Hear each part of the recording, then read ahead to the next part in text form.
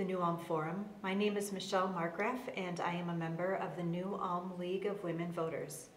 Today, we are going to talk about a crisis that's happening here in New Ulm, and it's also one that's facing providers of long-term care across the state of Minnesota.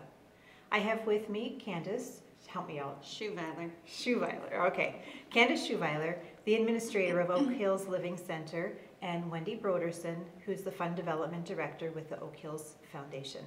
Candace and Wendy, I know that you've been on the show before, but for those who may not have seen the show or know about you, just introduce yourselves and tell us a little bit about yourselves. Yeah. I'm Candace Schuweiler. I'm the administrator at Oak Hills Living Center, and I've been at Oak Hills for 16 years, and I live in Morgan and married to a farmer there. So. And I'm Wendy Broderson. I'm the Fund Development Director with Oak Hills Memorial Foundation. I have been back at Oak Hills for just over a year. I was with Oak Hills about 15 years ago, and like many people, came back because of the wonderful work environment we have. And I am in Gaylord, Minnesota. Okay, thank you. Full disclosure here, I am on the board of directors for Oak Hills. But in the 1 year that I've been on the board, I have learned so much about all the things that you do. To me, it was just the nursing home in New Ulm, but you're so much more. So tell everybody, what are some of the things that you do at Oak Hills, and how much more are you than just a nursing home? Yeah, so Oak Hills is a 94-bed skilled nursing facility. 22 of the beds are devoted to short-term rehab, and 72 are dedicated for long-term placement. Currently, we have 101 females on the wait list and 90 males on our wait list. We also have 16 assisted living apartments. 16 of those are the private pay, and we also have 16 HUD housing. We also have a catering business that we started back in 2011. So those are the services that we provide. So yeah, it is definitely more than just a nursing home for long-term stay. There's a lot of activity going on there. Right. And then short-term, for those who have never had to deal with short-term rehab, what does that look like? What kinds of folks come to stay with you? That picture changes frequently. When we first started out with short-term rehab, it was basically someone coming in with a knee replacement or a hip replacement, just receiving therapy 6 to 7 days a week, maybe staying for 1 to 2 weeks. Now we are seeing a little different patients coming in. We're seeing more people with higher acuity. A lot of those people that are now having knee replacements, hip replacements, are going home with home care. There's been a lot of advancements in the procedures. So we are seeing a little bit higher acuity, more complications. So they're staying a little bit longer than your typical in and out within a week or so. But we still, you know, they're rehabbing, and I would say a typical stay now is probably more like a 2-week stay. Okay. And New Ulm Medical Center generally will release patients to your care for the short-term rehab. Yeah, we receive a lot of the referrals from the New Ulm Medical Center, which is, you know, we have a great partnership with them. However, we do receive a lot of referrals from other communities. You know, Abbott refers back to our area. We get referrals from St. Peter, you know, Mayo, Rochester. So we do see referrals from other communities, but majority of them are from the New Ulm Medical Center. Okay, and then if they want to refer somebody to you, but you don't have an open bed, or maybe you don't have staff to have that open bed available, what happens to those folks who can't come to you? Yeah, we're really seeing that happening right now. You know, unfortunately, people are having to go quite a distance. I know there's been referrals that had been replaced all the way to like Sioux Falls. But yeah, it's, you know, it's a little bit of a crisis statewide and really nationwide. we've received referrals from Nebraska. Oh, wow. So, yeah, so it definitely is a state and nationwide issue right now. Okay, and that's one of the things that we want to talk about today is that issue that's affecting long-term care. And some of the things that you are seeing in Oak Hills, I think we often think of it as a problem in the big cities or somewhere else, but it's actually a problem right here in New Ulm. And what are some of the things that Oak Hills is seeing right now with this crisis? Well, of course, like many other providers in the state of Minnesota that are providing caregiver services, we have a workforce shortage.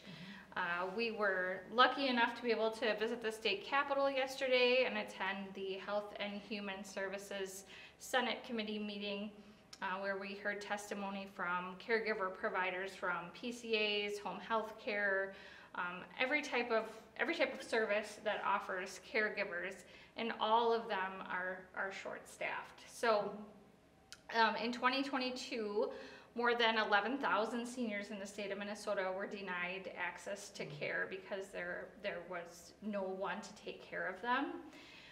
Currently, there are more than 20,000 open positions in the state of Minnesota for caregivers. So Oak Hills is not alone in this at all. Like Candace mentioned, we do have quite a lengthy wait list. And last year, in 2022, we denied admissions to 240 referrals. Those referrals were from, like she said, New Ulm, Mankato, Mayo, Mayo Rochester, Abbott Northwestern, because we did not have a bed for them. Or we had a bed but not a staff member, so we had to keep that bed open. So those are things that we are seeing at Oak Hills right now, and it is not just an Oak Hills issue. We were joined yesterday by several other care facilities, including Springfield, Sleepy Eye, Pathstone in Mankato, and facilities in Fairmont. So this is really happening here right at home in New Ulm, but this is definitely not limited to Oak Hills. What are some of the consequences that happen when people cannot get a bed? I mean, besides having to go long-term, do some of them just go to their house or try and live independently, or what's happening when Yeah, we heard a lot of testimony yesterday about people who were either staying in the hospital, so this is affecting the hospital system as well. So they weren't safe to discharge, so they have to stay in the hospital. So the hospital can't care for someone else, and they're also having to assume those costs of having that patient stay there longer. We also heard a lot of stories about people being discharged home without proper care, and actually having consequences as significant as death. We heard a story of a man who unfortunately had his leg amputated, went home without proper wound care services, and ended up dying. So this is a very, very serious issue, and it is happening right here in Minnesota. Right. One of the things that keeps people from being able to use some of what Oak Hills has available is you just don't have the caregivers to be able to provide healthy and good service. What are some of the drivers behind not being able to get just any even folks in to work with people? Yeah, it comes down to wages. Our reimbursement is not keeping up with the cost of care. There is a 20-month lag behind from what we are getting reimbursed for the cost of care. And so, as we all know, the inflated costs have really, it's really affecting our bottom line, because we in the nursing home business cannot set our rates in Minnesota. The state sets the rates, and so we cannot charge people more. In Minnesota, it is also a rate equalization state, so someone who's paying privately pays the same amount as what the state sets for the Medicaid rate, and it doesn't even come close to covering the cost of care. And I would say 3/4 of our population is either Medicaid or private pay. So it's definitely affecting our bottom line.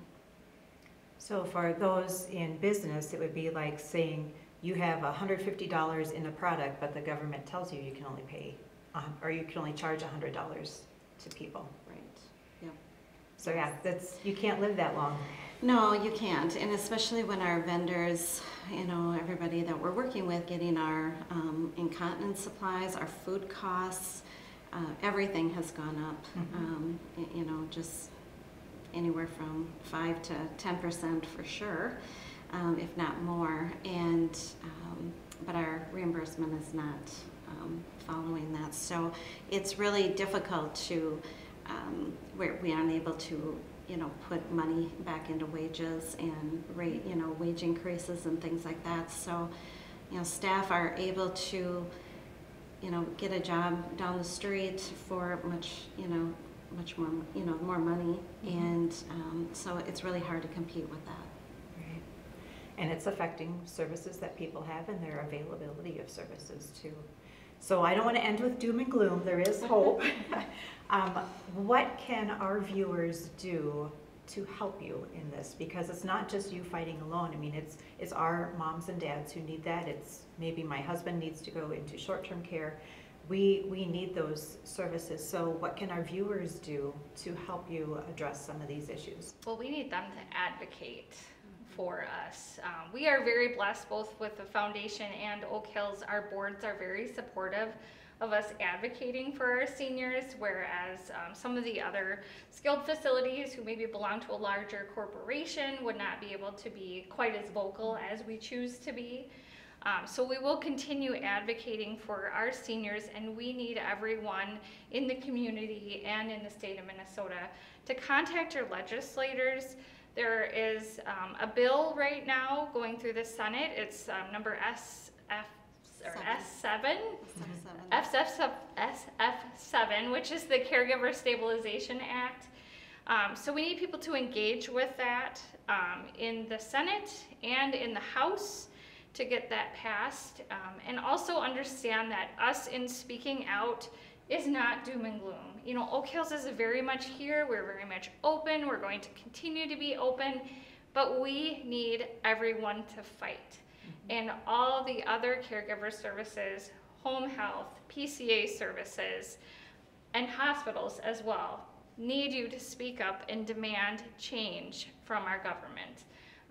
It is not Oak Hills. This is not just Oak Hills. I think it's really important to get across that, yes, it's not just Oak Hills. It is a healthcare crisis. Not only can we not take long-term or short-term rehab, the hospitals are, their rooms are, they're just overflowing. There's people out in the waiting room waiting for transfers to another hospital. This is affecting everybody. It's affecting people getting into a car accident and need immediate care. It really is a trickle-down effect. And so this is something that it's not about the old people. It's about all of us. And it's so important that we're all aware. And Oak Hills is a standalone, community-owned organization. So the way I feel is that we need to be very transparent. We need everybody to understand the crisis that the healthcare system is in. And so it's not just Oak Hills, we're just being vocal because we are able to. We're community owned. Everyone has the right to know what's going on in their community nursing home. So that's why we're being very transparent, because we want everybody to be involved and everyone to be heard. It is very, very vital for our healthcare system. Now, if I am a viewer and I want to speak up to my representatives, to my senators, and say we need to address this and work on this, but I'm not sure what to say, where can I go for information to help me know what to say?